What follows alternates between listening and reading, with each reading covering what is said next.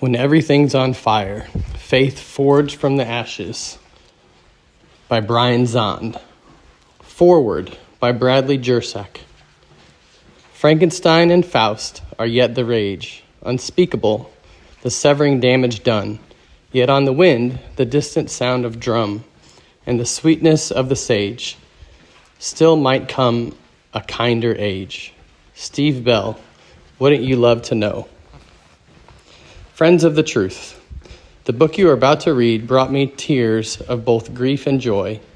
I moaned over the darkness revealed as darkness, and laughed with hope as Easter dawn was unveiled afresh. This book is the word of the Lord. Thanks be to God.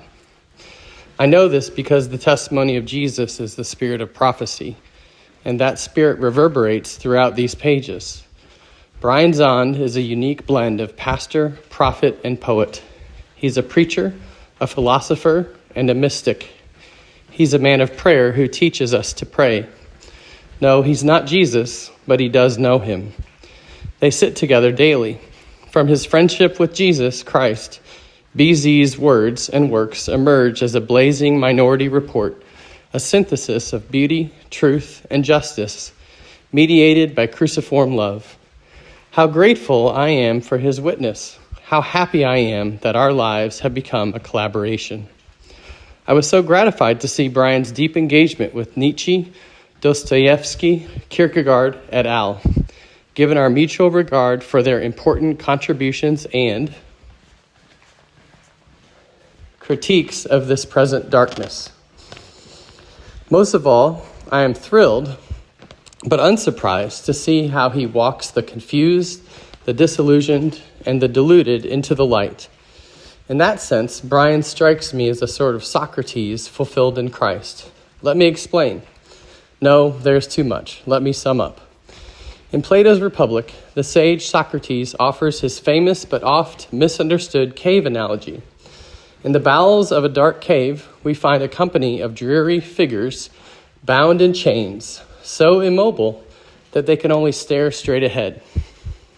They peer at the cave wall, fixated on shadows projected by objects passing in front of a fire behind them. They can imagine no other reality than those dancing shadows.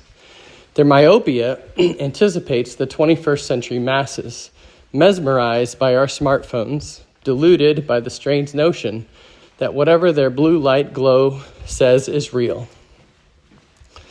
Our culture's addiction to entertainment, news, conspiracy theories, and the matrix of spectrum ideology is a photoshopped pseudo-reality with bad lip syncing. Inexplicably, which is to say by grace, one day one of the prisoner's chains are broken. Socrates doesn't say how, but the psalmist does. Some sat in darkness and in gloom, prisoners in misery and in irons, for they had rebelled against the words of God and spurned the counsel of the Most High. Their hearts were bowed down with hard labor. They fell down with no one to help. Then they cried to the Lord in their trouble, and he saved them from their distress. He brought them out of darkness and gloom and broke their bonds asunder.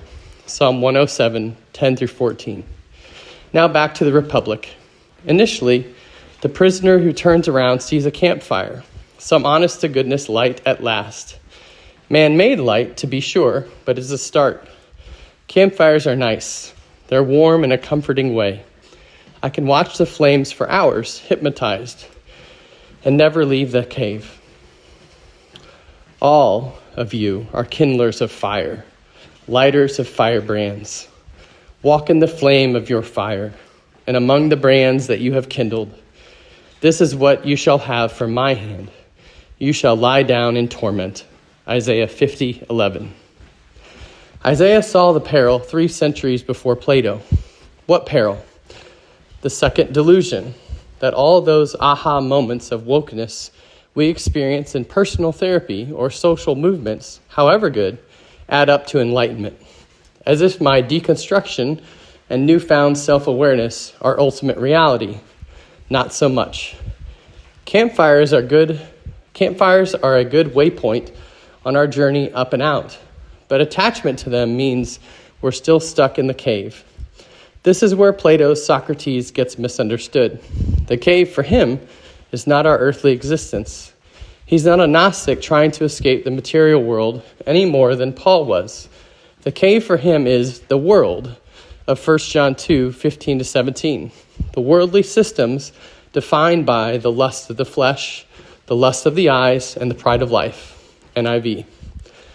That world and its desires, says John, are passing away. A darkness that in light of the Christ is already fading. At this point, someone needs to drag the prisoner from the cave. Who does this?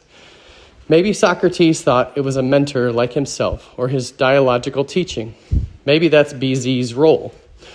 What does resonate with me is the dragging.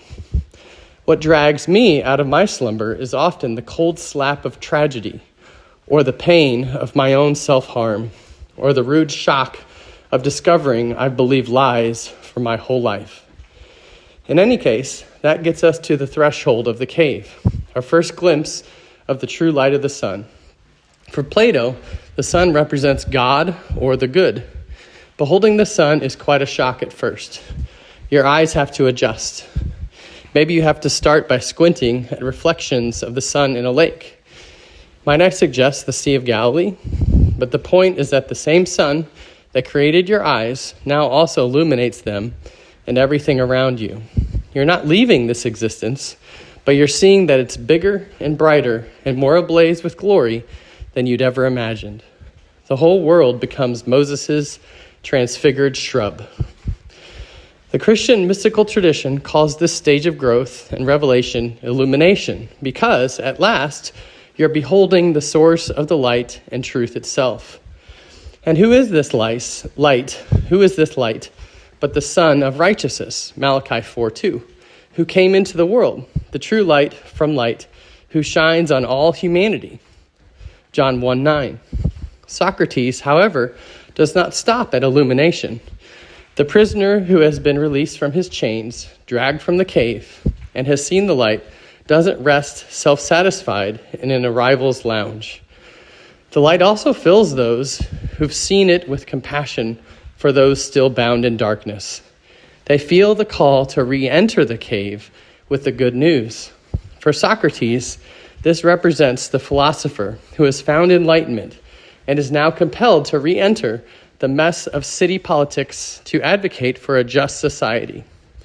He warns that returning to the darkness from the safety of one's contemplative island can be disorienting and dangerous. Having seen the light, those who revisit the cave are again disoriented. It's hard to see in the dark. To the prisoners there, you just look like a staggering drunk, tripping your way to the restroom. In fact, he says, if they could, they'd attack you. Brian knows this. Elsewhere in the Republic, we see a demythologized version of the story.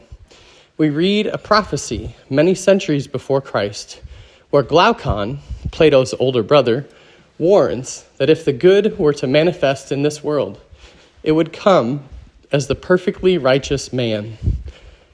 And how would he be received? We would inevitably arrest him, beat him, and crucify him. Yes, he uses that word. And in this sense, Socrates is fulfilled in Christ, for Christ did enter this world that was shrouded by darkness, and he was murdered on a cross. But what Socrates did not foresee was that the darkness could not overcome the just man, and by his resurrection, Christ destroyed the death shroud that enfolds all peoples. Isaiah 25:7 NIV. As we Orthodox sing repeatedly during the Pascha celebration, Christ is risen from the dead, trampling down death by death, and upon those in the tomb bestowing life. I say all that to introduce you again to a Jesus-loving, Socratic sage and light bearer. May God use his beautiful gospel to break chains, bring clarity, and lead us up and out into the light, where we behold with unveiled faces the glory of God in the face of Jesus Christ. Fiat lux.